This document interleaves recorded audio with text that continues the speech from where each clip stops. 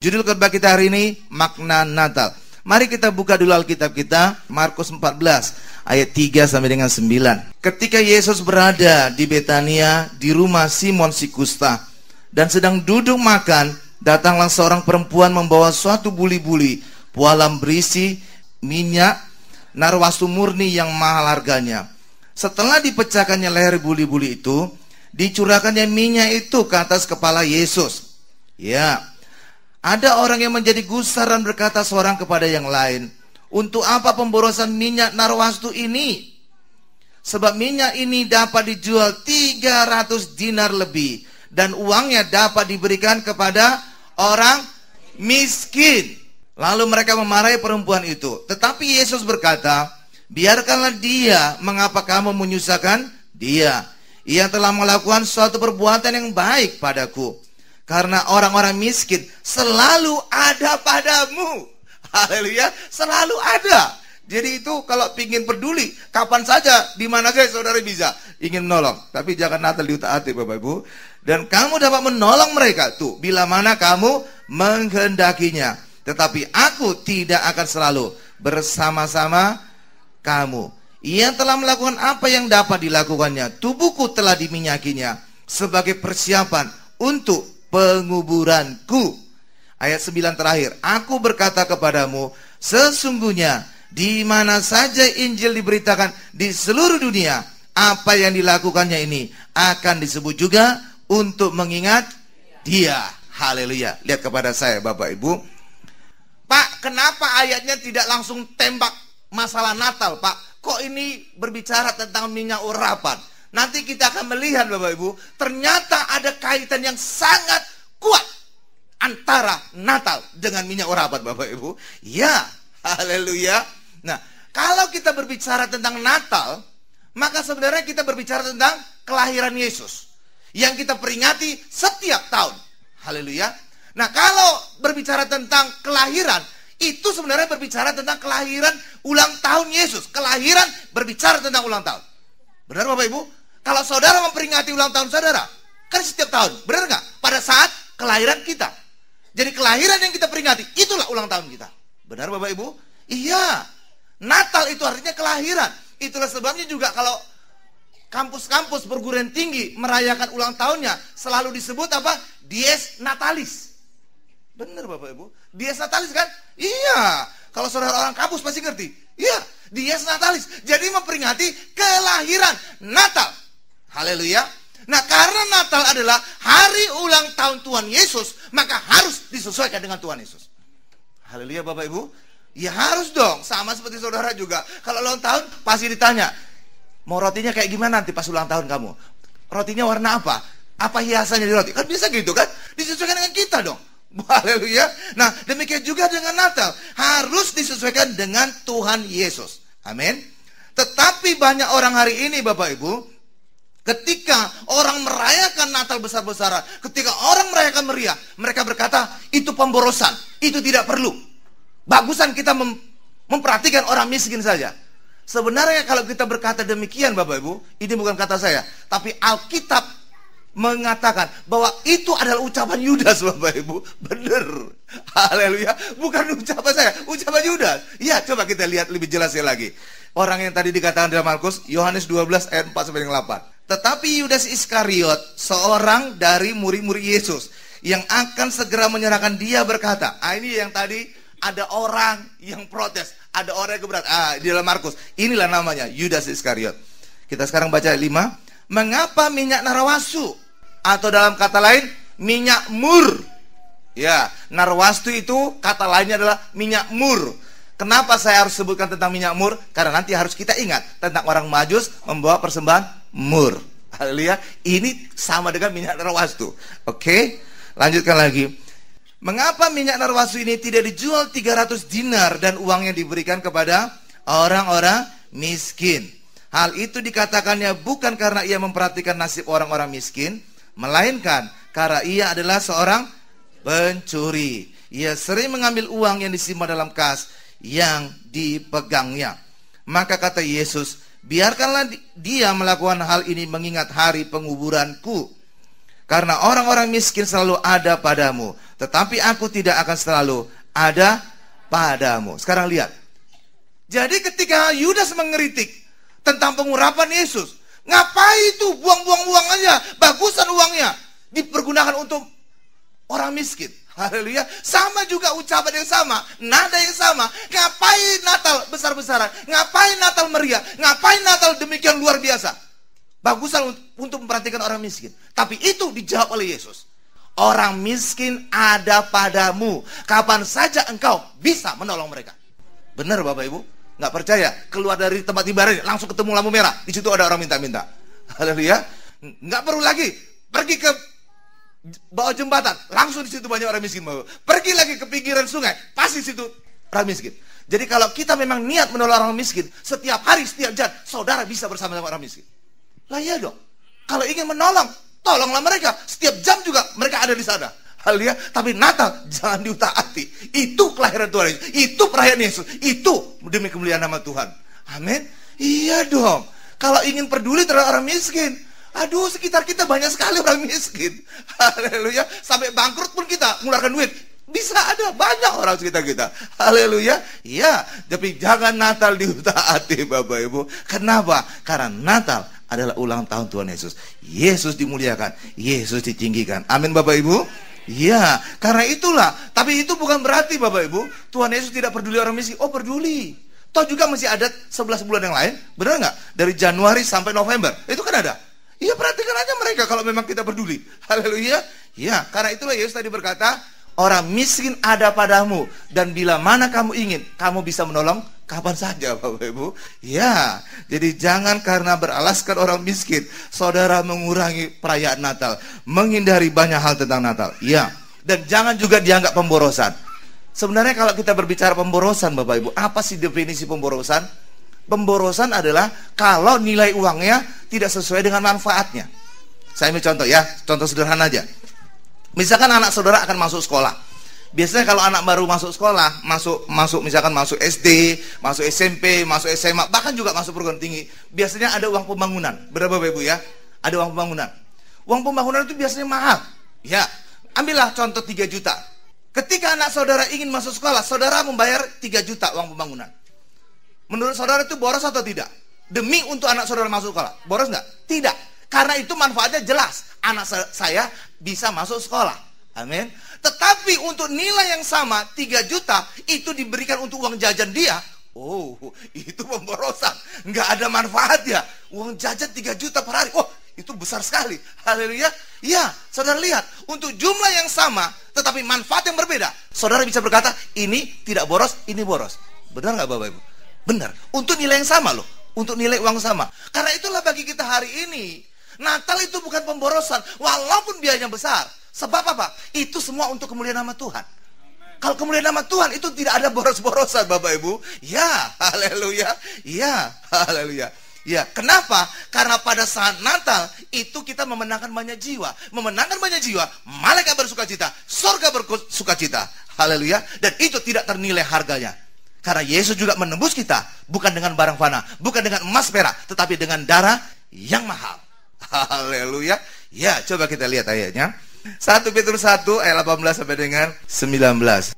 Sebab kamu tahu bahwa kamu telah ditebus dari cara hidupmu yang sia-sia, yang kamu warisi dari nenek moyangmu itu, bukan dengan barang yang fana, bukan pula dengan perak atau emas, melainkan dengan darah yang mahal, yaitu darah Kristus, yang sama seperti darah anak domba yang tak bernoda dan tak bercacat.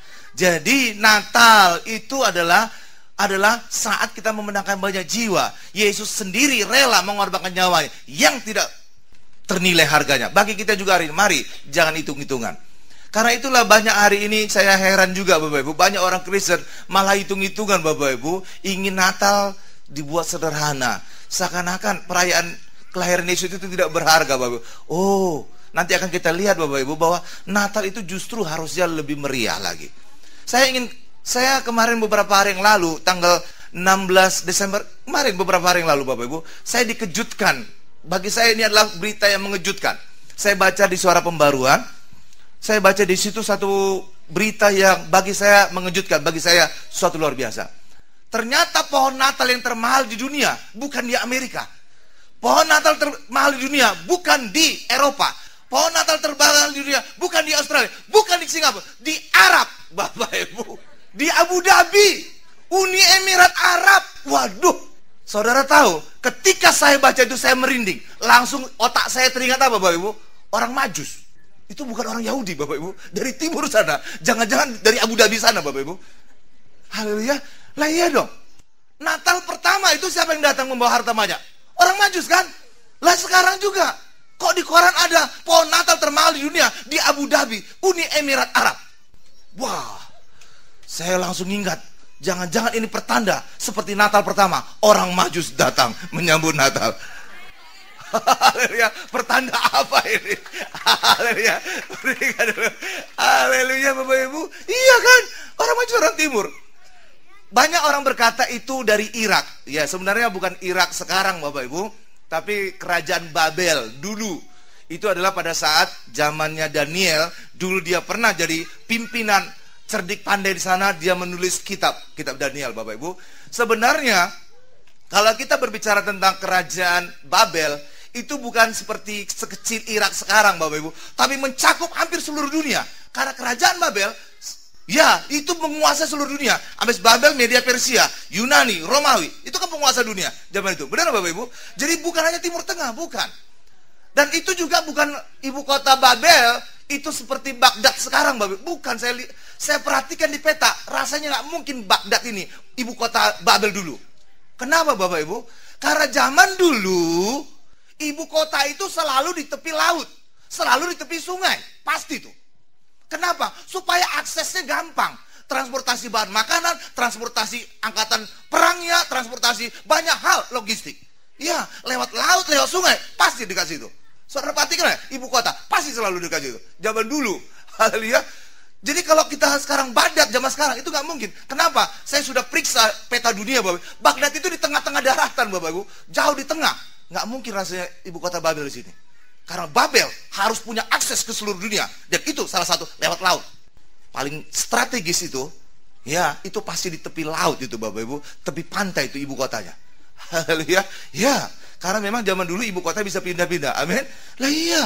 Haleluya. Dan saya pikir-pikir juga, jangan-jangan itu ibu kota Babel itu dulu adalah Abu Dhabi, Bapak Ibu. Tempat itu pohon Natal termahal di dunia sekarang ini. Nilainya saudara tahu berapa? 99 miliar.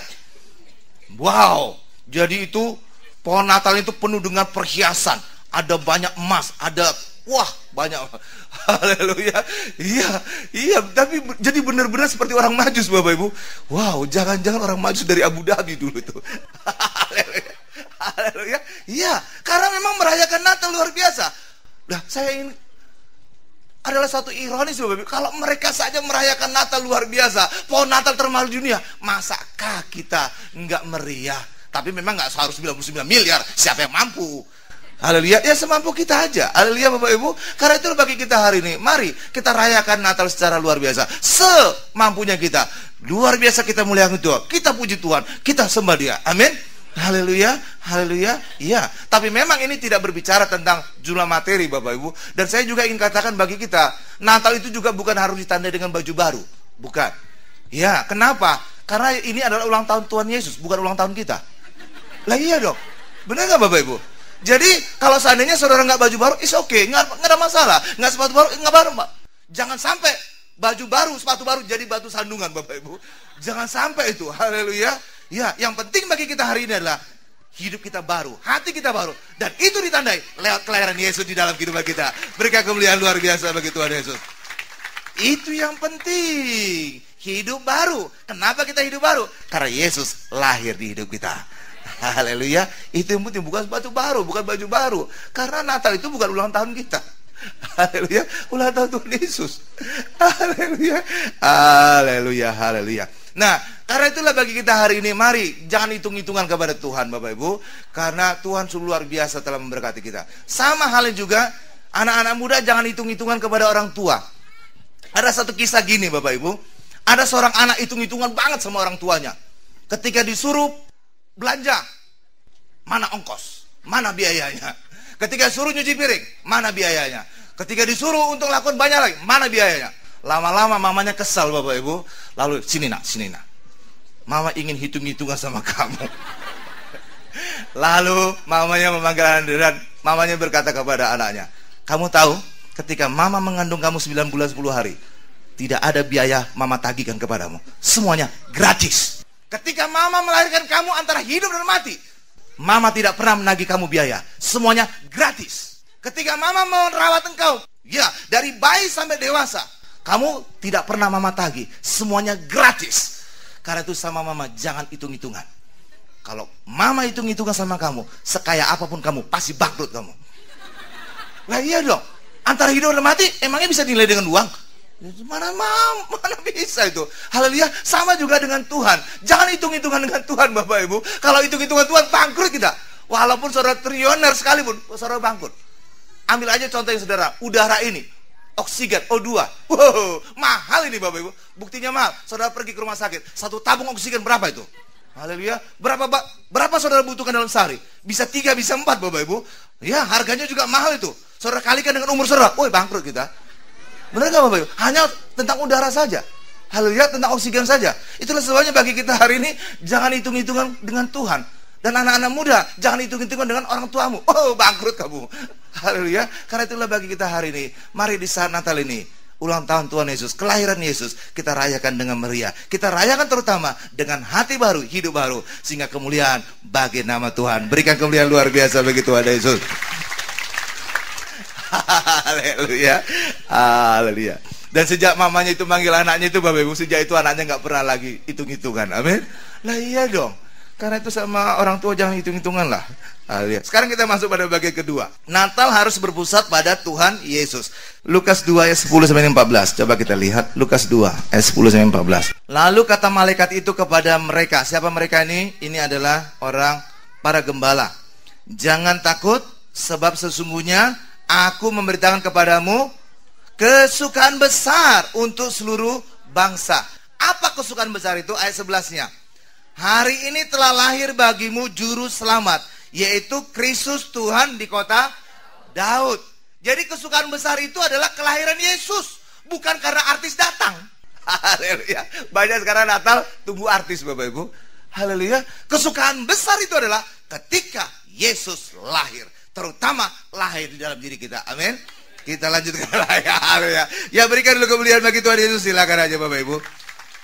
Itu yang penting, itu yang mendatangkan kesukaan besar. Ya, untuk seluruh bangsa. Hari ini telah lahir bagimu juru selamat, yaitu Kristus Tuhan di kota Daud.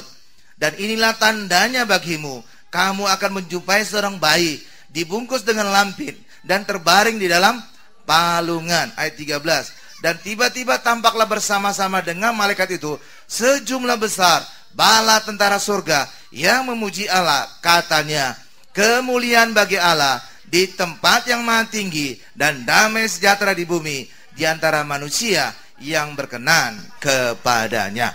Sekarang lihat kepada saya. Jadi kesukaan besar itu bagi seluruh bangsa itu apa Bapak Ibu? Yesus telah lahir, bukan karena artis telah datang. Kenapa saya mengatakan demikian? Karena hari-hari ini ada kecenderungan Natal itu sekarang berupa tontonan Bapak Ibu. Dia bahkan juga dijadikan ajang bisnis. Pakai tiket lagi masuknya. Wah, bayar mahal lagi. Waduh. Ya, pesta-pesta mabuk-mabukan Bapak Ibu.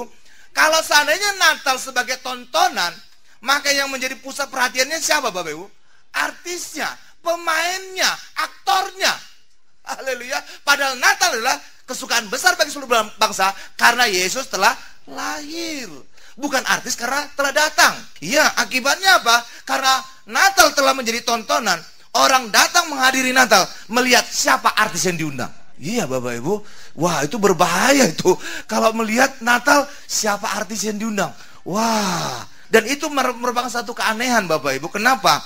Karena bila ulang tahun orangnya tidak menjadi pusat perhatian, tidak diundang. Hal yang sama juga bila Natal tanpa Tuhan Yesus, maka itu sebenarnya bukan Natal, tapi itu adalah pesta. Karena yang ulang tahun siapa? Yesus. Maka Yesuslah harus menjadi pusat perhatian. Sama seperti saudara lah. Kalau saudara ulang tahun, misalkan minggu depan saudara ulang tahun, teman-teman saudara akan mempersiapkan perayaan ulang tahun bagi saudara.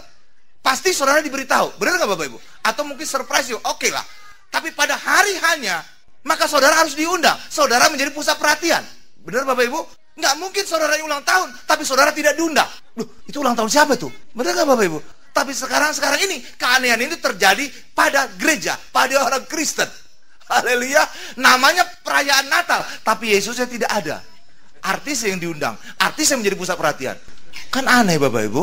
Benar nggak Bapak Ibu? Iya dong. Karena itulah hari ini, mari. Natal adalah perayaan ulang tahun Tuhan Yesus. Jadikan Yesus menjadi pusat perayaan kita. Haleluya. Pak, bagaimana agar Yesus benar-benar bisa menjadi pusat perayaan Natal kita? Perayaan Natal harus dalam bentuk ibadah. Perayaan Natal harus dalam bentuk ibadah. Karena lewat ibadahlah kita bisa memuji Tuhan. Lewat ibadahlah kita bisa menyembah Tuhan. Lewat ibadahlah kita bisa muliakan Tuhan. Di luar ibadah, artis yang nongol Bapak Ibu. Haleluya Bapak Ibu. Lah iya dong. Haleluya. Iya, karena itulah bagi kita hari ini. Mari, kalau kita akan mengadakan perayaan Natal, mari sungguh-sungguh kita perhatikan. Yesus harus menjadi pusat perayaan kita. Bukan masalah acaranya, bukan masalah siapa mengisi acaranya, bukan masalah artis siapa yang diundang, bukan karena semua itu, tapi harus Yesus diundang menjadi pusat perhatian perayaan Natal kita. Amin. Haleluya. Iya. Dan itulah menjadi rahasia juga Bapak Ibu. Kenapa perayaan Natal Gereja Tiberias itu singkat sekali persiapannya? Iya, bahkan tahun 2005 Bapak Ibu, perayaan Natal di stadion utama. Saudara tahu waktu yang dibutuhkan hanya 1 minggu. Iya. Pak, kok bisa singkat sekali? Iya, pada saat itu Indonesia lagi goyang Bapak Ibu, lagi goyang. Ada bom di mana-mana, bom Natal, bom ini, segala macam Bapak Ibu. Banyak bom di mana-mana sehingga beberapa orang itu menganjurkan kepada Bapak Gembala untuk menunda Natal Bapak Ibu. Tapi Bapak Gembala kemudian berdoa kepada Tuhan, dan Tuhan menunjukkan ada satu penglihatan, ada rumah roti yang besar Bapak Ibu, dan roti dibagikan kepada banyak orang. Dan ketika Bapak Gembala datang ke tempat itu, ditanya siapa pemiliknya, ditunjuk ke atas, oh Tuhan. Dan itu menunjukkan arti Bethlehem Bapak Ibu, karena Bethlehem artinya rumah roti atau rumah daging. Itu arti Bethlehem Bapak Ibu. Dan itulah sebabnya hanya perlu persiapan 1 minggu. Dan itu bisa terjadi. Kenapa? Karena perayaan Natal di stadion itu adalah hanya memindahkan ibadah, hanya memusatkan ibadah, dan perlu hanya butuh 1 minggu. Dan termasuk juga persiapan untuk tempat ibadah juga Bapak Ibu. Umumnya rata-rata tempat ibadah Tiberias itu hanya 1 minggu. Bener. Persiapan tempat ini juga bisa hanya 1 minggu. Loh, kok bisa Pak? Iya, simpel aja. Begini Bapak Ibu, biasanya tempat ibadah Gereja Tiberias itu adalah mall atau gedung perkantoran. Jadi itu ruangannya itu sudah jadilah, sudah matang gitu Bapak Ibu. Jadi ketika kontrak ditandatangani, pembayaran dilakukan, maka sudah dapat ruangan kosong gini Bapak Ibu. Maka untuk mengerjakannya simpel aja, tinggal masang karpet, tinggal buat sediakan kursi, sound system, jadi Bapak Ibu. Itu perlu aja 1 minggu juga lebih waktunya. Iya. Tapi walaupun simpel, walaupun singkat, tapi bukan murahan loh Bapak Ibu. Benar. Karena apa? Kursi juga yang sedia ini mahal. Kursi yang saudara dudukin itu Bapak Ibu, itu stainless steel Futura, itu harganya rata-rata adalah 300.000 loh Bapak Ibu. Kalau saudara kalikan ini 1.000, itu 300 juta. Jangankan 1.000 lah, ini kapasitasnya itu 500 lah. 125 juta Bapak Ibu, 150 juta. Haleluya. Kursi doang itu, kursi doang. Belum lagi sound systemnya, belum lagi lightingnya, belum lagi segala macam. Jadi walaupun singgah 1 minggu, tapi bukan murahan. Tapi itu semua demi kemuliaan nama Tuhan. Amin Bapak Ibu.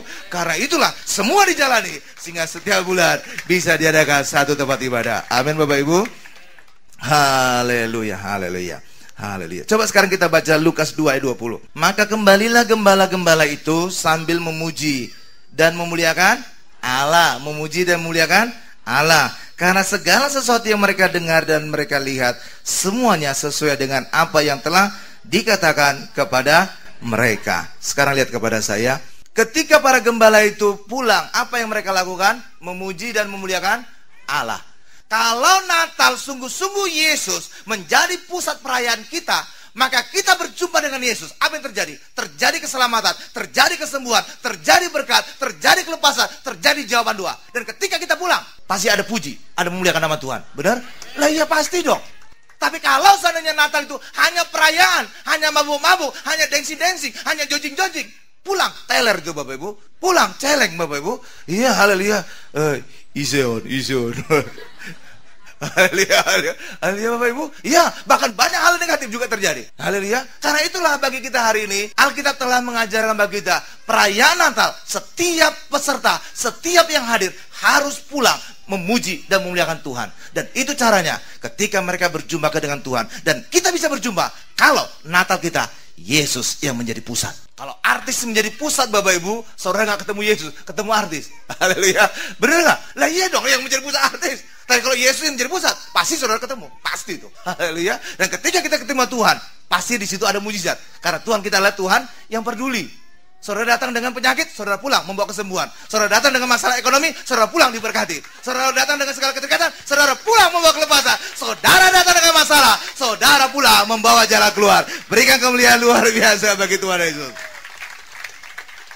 Sehingga persis seperti para gembala, mereka pulang memuji dan memuliakan Allah. Hal yang sama juga terjadi pada kita. Ketika Natal Yesus menjadi pusat, saudara pasti pulang memuji dan memuliakan Allah. Amin. Haleluya. Sekarang kita masuk kepada bagian ketiga.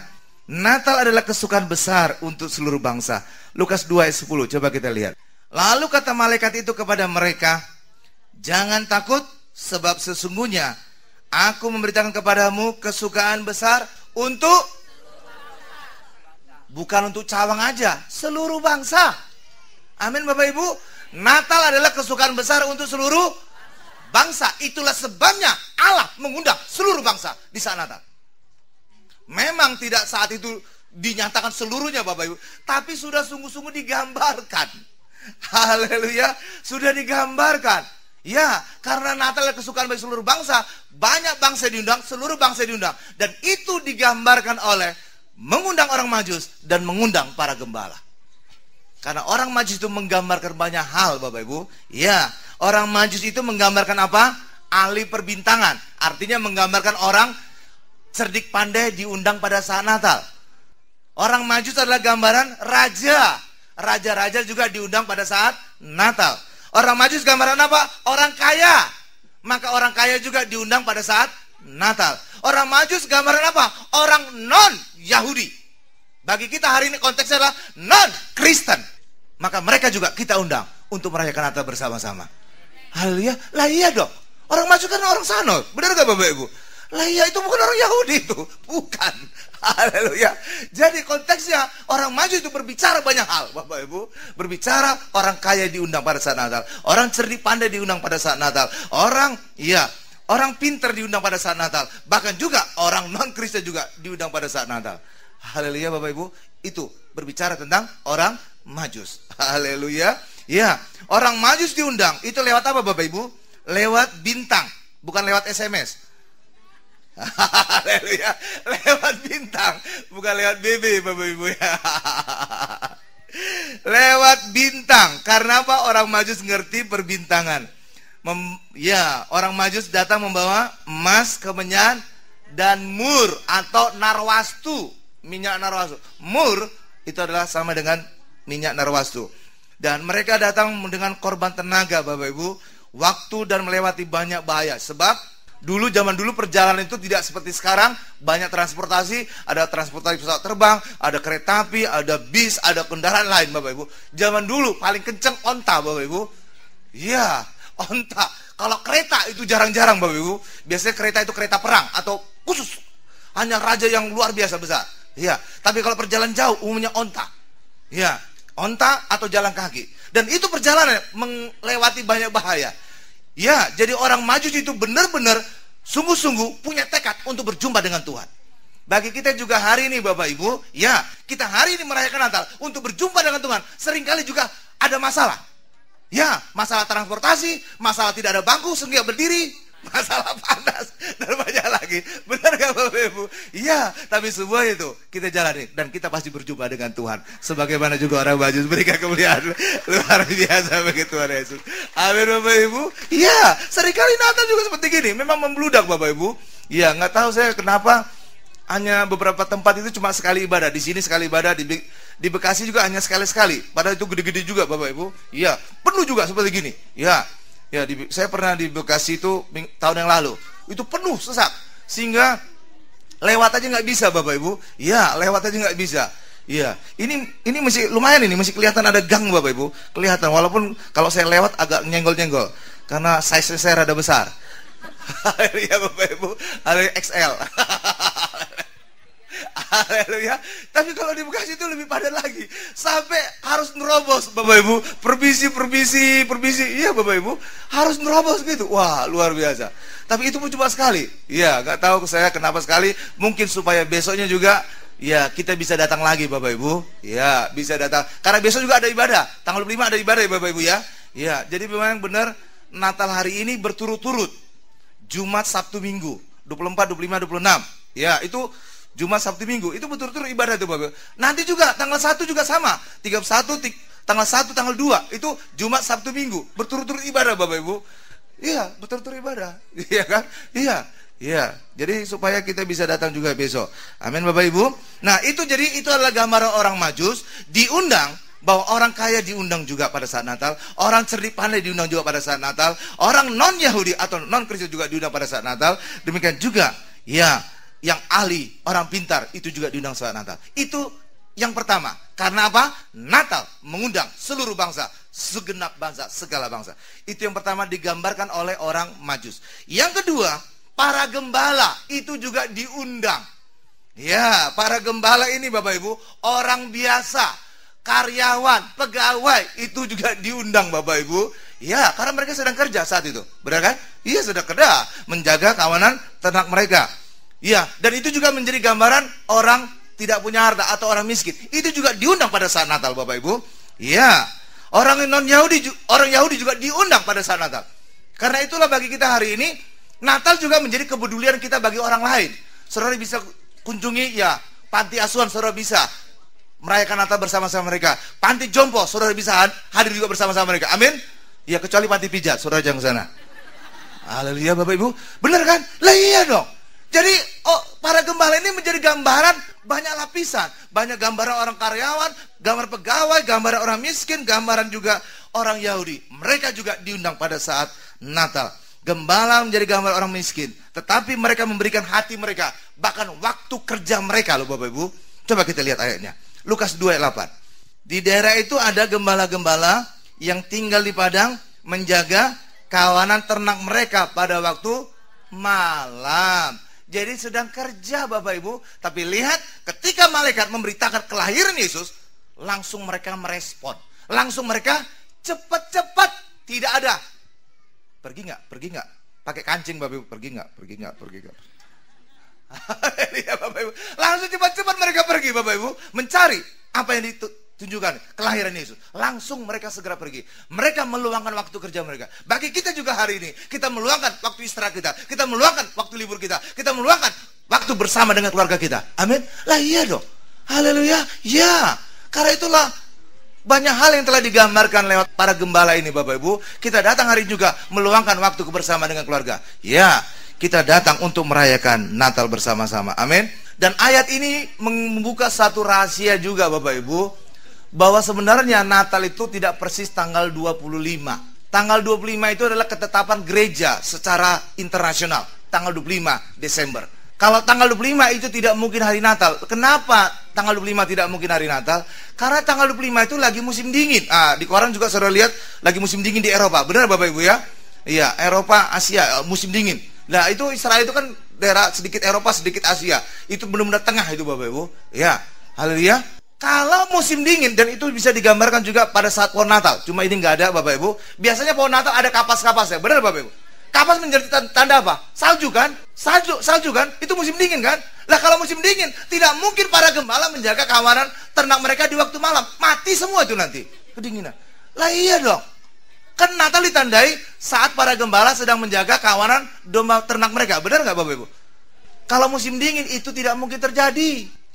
Tidak ada yang tahan musim dingin di tengah padang gitu Bapak Ibu. Tengah malam lagi. Mati kedinginan itu Bapak Ibu. Jadi karena itulah ayat ini bisa menyingkapkan rahasia bahwa sebenarnya Natal bukan pada tanggal 25. Haleluya. Lalu Pak, kenapa tanggal 25 Pak ditetapkan? Itu ada sejarahnya Bapak Ibu, bahwa pada masa dulu orang Romawi itu masih banyak berhala Bapak Ibu. Mereka menyembah banyak dewa-dewa. Salah satunya dewa matahari Bapak Ibu. Ya, selain juga dari kaisar mereka. Setiap kaisar mereka perlakukan juga sebagai dewa. Ya, salah satu dewa mereka adalah dewa matahari, dewa terang, Bapak Ibu. Dan mereka merayakan tanggal 25 karena dewa mereka, dewa terang, mengalahkan kegelapan. Rupanya pada awal-awal kekristenan ada di Romawi, di Roma Bapak Ibu. Maka bapak-bapak gereja zaman dulu ingin bijaksana Bapak Ibu. Itulah sebabnya supaya tidak terlalu menyinggung banyak orang Romawi. Ya, maka mereka mengganti perayaan penyembahan dewa matahari menjadi perayaan kelahiran Yesus. Itulah Natal ini. Dan itu dimaknai menjadi apa? Kelahiran Yesus, terang dunia mengalahkan kegelapan dunia. Itu Bapak Ibu. Haleluya. Itulah tanggal 25. Jadi penyembahan berhala diubah menjadi penyembahan kepada Yesus Kristus, kelahiran Yesus Kristus. Haleluya. Haleluya. Nah, gembala diundang melalui malaikat Bapak Ibu. Kenapa melalui malaikat? Karena mereka nggak ngerti perbintangan. Iya.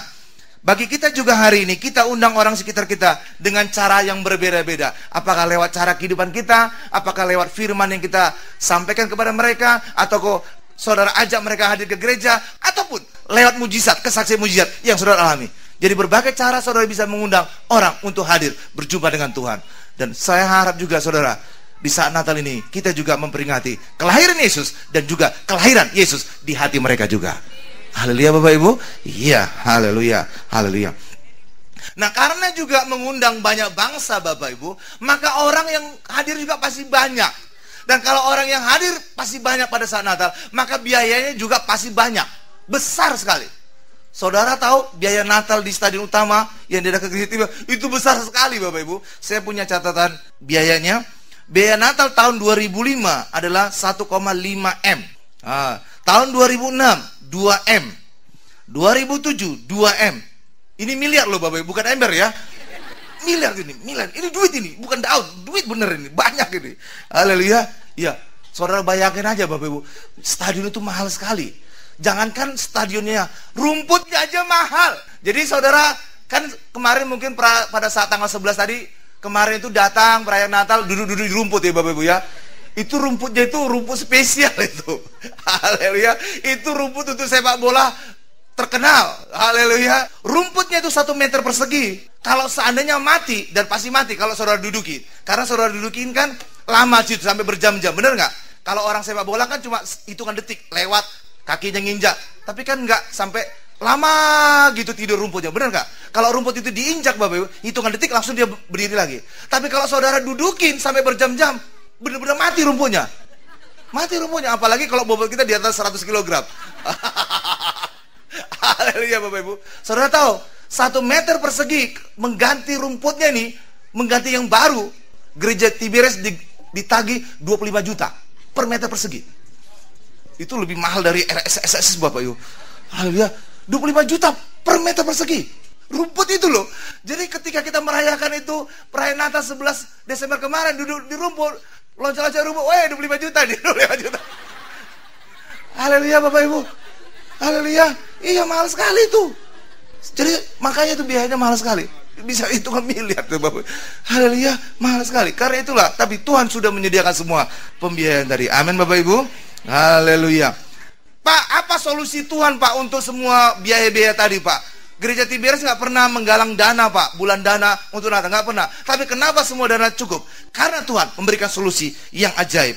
Dan itu adalah dikaitkan dengan minyak urapan Bapak Ibu. Itulah sebabnya tadi saya buka khotbah itu dengan penyebutan minyak urapan. Iya, saudara tahu ya, saya baca juga ini ada datanya. Tahun 2003 ada seorang jemaat mengalami masalah dengan proyeknya. Tapi puji Tuhan, diurapi dengan minyak oleh Bapak Gembala. Akhirnya proyeknya jalan Bapak Ibu. Dan sebagai ucapan syukur, dia persembahkan kepada gereja. Maka tahun 2003 biaya Natal tercukupi. Haleluya. Tahun 2004 ada seorang ibu cangkok ginjal ke RRT. Tapi kebetulan juga itu orang Chinese juga Bapak Ibu. Kalau kita orang Batak, cangkok ginjal RRT, wah ginjal Chinese punya nih, made in Chinese. Haleluya Bapak Ibu. Ya, kalau ke India, made in India ginjal kita. Balik kita orang Batak. Haleluya. Haleluya Bapak Ibu. Ya. Dan apa yang terjadi? Diurapi dengan minyak oleh Bapak Gembala Sidang. Tidak jadi cangkok ginjal. Dan semua biaya untuk cangkok ginjal diberikan untuk gereja. Dan perayaan Natal tahun 2006 Bapak Ibu. 2004 tercukupi. Ya. Tahun 2005 ada masalah tanah di Jalan Protokoler. Benar-benar segitiga emas sana Bapak Ibu. Harganya tinggi sekali. Dan Bapak Gembala mengurapi tanah itu. Akhirnya menang Bapak Ibu. Dan sebagai ucapan syukur dia persembahkan kepada gereja. Dan biaya Natal tahun 2005 tercukupi. Haleluya. Tahun 2006 ada seorang, ya awalnya non-Kristen. Dia punya proyek penghilangan minyak, pertambangan minyak Bapak Ibu. Ya itu triliunan harganya. Ada masalah, akan diambil oleh orang negara lain Bapak Ibu. Dan orang ini datang kepada Bapak Gembala, dan Bapak Gembala memberikan mereka minyak yang akan diurapi di pojok-pojok tempat ladang minyak mereka. Dan akhirnya menang Bapak Ibu. Dan sebagai ucapan syukurnya, dia memberikan persembahan yang besar. Sehingga 3 tahun berturut-turut gereja Tiberias biaya Natal sudah tercukupi. Berikan kemuliaan luar biasa. Haleluya. Sudah lihat? Jadi ada kaitan Natal dengan pengurapan minyak Bapak Ibu. Ya. Lalu saudara akan bertanya, Pak, ayatnya mana Pak? Markus 14 kita lihat sekarang. Ini tadi sudah kita baca, tapi sekarang kita lebih dalami lagi supaya kita mengerti ada kaitan antara Natal dengan pengurapan minyak Bapak Ibu. Sehingga walaupun biaya Natal MM-an, miliaran, rumput 25 jutaan, saudara bisa loncat-loncat 25 juta. Harga motor ini, harga motor. Haleluya. Markus 14 ayat 3, saudara-saudara di sana. Ketika Yesus berada di Betania, di rumah Simon si kusta, dan sedang duduk makan, datanglah seorang perempuan membawa suatu buli-buli pualam berisi minyak narwastu atau minyak murni, ya, yang mahal harganya. Setelah dipecahkannya leher buli-buli itu, dicurahkan minyak itu ke atas kepala atau kaki? Kepala. Ada ayat yang lain Bapak Ibu mengisahkan bahwa Yesus diurapi pada kakinya. Itu bukan asal-asalan menyebutkan tentang kaki. Tidak asal-asalan menyebut pengurapan di atas kepala. Nanti saya akan jelaskan ya. Kita selesaikan dulu ayat 8 sekarang. Ia telah melakukan apa yang dapat dilakukannya. Tubuhku telah diminyakinya sebagai persiapan untuk penguburanku. Kata penguburan saudara stabilo, saudara tandai. Kenapa Yesus ngomong pengurapan dengan penguburan? Apa kaitannya? Sebentar kita akan lihat Bapak Ibu. Aku berkata kepadamu, sesungguhnya di mana saja Injil diberitakan di seluruh dunia, apa yang dilakukan ini akan disebut juga untuk mengingat dia. Sekarang lihat kepada saya. Saya akan jelaskan kaitan semuanya Bapak Ibu. Ini ada satu misteri yang luar biasa. Yesus diurapi dengan minyak di kepala, dan ini adalah persiapan penguburan.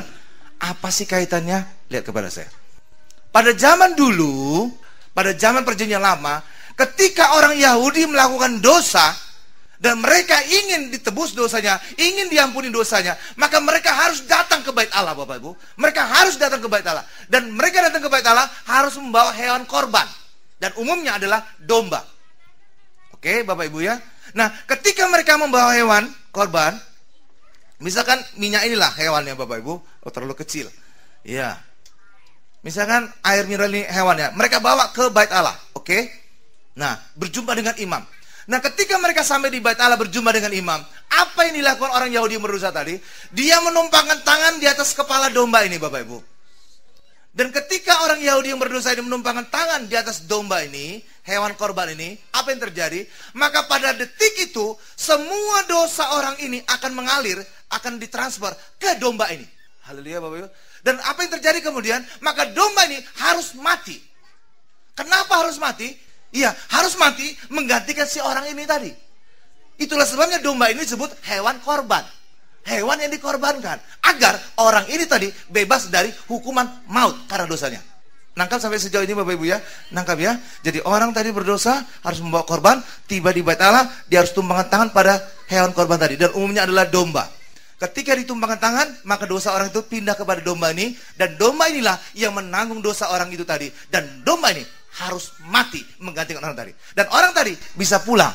Dan dosanya sudah diampuni. Haleluya Bapak Ibu. Haleluya. Gambaran siapa domba ini Bapak Ibu? Gambaran Yesus. Haleluya. Ini gambaran Yesus. Kita berdosa, maka kita datang kepada Yesus. Menyerahkan dosa kita kepada Yesus. Dan Yesus yang menanggung dosa kita. Yesus yang harus mati menggantikan kita. Amin Bapak Ibu. Haleluya. Nah, pada peristiwa pengurapan dengan minyak tadi, wanita tadi menumpangkan tangan pada kepala Yesus, bukan kakinya. Kepala Yesus. Dan ini terjadi peristiwa transfer dosa dari wanita tadi pada Yesus. Itulah sebabnya Yesus langsung ngomong tentang kematian, kuburan. Nangkap Bapak Ibu? Nangkap ya? Haleluya. Langsung Yesus berbicara tentang persiapan penguburanku. Karena pada saat Yesus sudah menanggung dosa si wanita tadi. Dan ini menjadi gambaran dosa manusia yang menyerahkan kepada Yesus. Dan Yesus ngomong penguburan, Yesus ngomong kematian. Haleluya Bapak Ibu. Dan memang Yesus yang menjadi anak domba Allah yang menanggung dosa manusia. Amin. Dan penumpangan tangan dengan minyak di atas kepala tadi harus disebut di mana saja Injil diberitakan. Ayat tadi berkata, benar Bapak Ibu ya? Hal yang sama juga berkata, maka di mana saja Injil diberitakan, kematian Yesus menanggung dosa manusia harus disebutkan di mana saja Injil diberitakan. Itu Bapak Ibu. Haleluya. Di mana saja Injil diberitakan, kematian Yesus menanggung dosa manusia harus selalu disebutkan. Itulah sebabnya Bapak Ibu, berita Injil adalah berita kematian Yesus menanggung dosa manusia. Itulah sebabnya Injil disebut kabar baik. Karena hari ini saudara tidak mati lagi. Hari ini saudara tidak sakit lagi. Hari ini saudara tidak terkutuk lagi. Hari ini saudara tidak terikat lagi. Karena apa? Semua dosa kita sudah ditanggung oleh Yesus. Supaya kita hari ini mengalami kemenangan. Berikan lu kemuliaan luar biasa bagi Tuhan Yesus. Itu berita Injil, berita kabar baik. Lah iya dong. Jadi Yesus datang bukan menambah beban bagi saudara. Kalau Yesus datang menambah beban, itu bukan kabar baik. Haleluya. Iya, Yesus datang memberikan kabar baik. Artinya hari ini mari datang kepada Yesus, segala dosa kita ditanggung, sehingga kita hari ini tidak lagi menanggung dosa kita. Sehingga hari ini kita tidak mengalami hukuman dosa. Sehingga hari ini kita tidak lagi mengalami penyakit. Sehingga hari ini kita tidak mengalami kutuk. Sehingga hari ini kita tidak lagi mengalami segala penyakit. Amin. Itu kabar baik. Iya, itulah sebabnya Yesus berkata, di mana saja Injil diberitakan, peristiwa pengurapan minyak di kepala harus disebutkan. Coba saudara lihat ayat yang lain tentang minyak Bapak Ibu, tentang pengurapan di kaki. Yesus tidak pernah berkata, di mana saja Injil diberitakan, pengurapan di kaki disebut. Enggak pernah. Coba saudara buktikan. Periksa aja. Enggak pernah. Tapi kematian Yesus, pengurapan kepala harus disebutkan. Karena berita Injil adalah berita kematian Yesus menanggung dosa kita. Haleluya Bapak Ibu. Dan ketika Injil diberitakan, apa terjadi? Orang bertobat. Mereka lahir baru. Yesus lahir di dalam kehidupan mereka. Itulah Natal. Jadi saudara lihat kaitannya. Natal terjadi karena berita Injil disampaikan. Berita Injil disampaikan, itu adalah berita kematian Yesus. Berita kematian Yesus ketika terjadi pengurapan di atas kepala. Dan inilah yang dilakukan oleh wanita tadi. Itulah sebabnya di sini ada kaitan antara pengurapan di atas kepala dengan Natal Bapak Ibu. Dan sungguh-sungguh terjadi hari ini kita lihat bahwa Natal harus besar-besaran. Karena Natal adalah berpusat pada Yesus, kelahiran Yesus. Dan semua biaya walaupun besar, karena mengundang banyak bangsa, mengundang seluruh bangsa, Tuhan menyiapkan semuanya. Dan semua disiapkan lewat ada pengurapan minyak. Dan pengurapan minyak di atas kepala, itulah berita Injil, berita kematian Yesus. Dan itulah makna Natal. Yesus mati untuk menanggung segala dosa kita. Kabar baik. Dan kabar baik kita mulai alami pada saat kita izinkan Tuhan lahir di dalam kehidupan kita.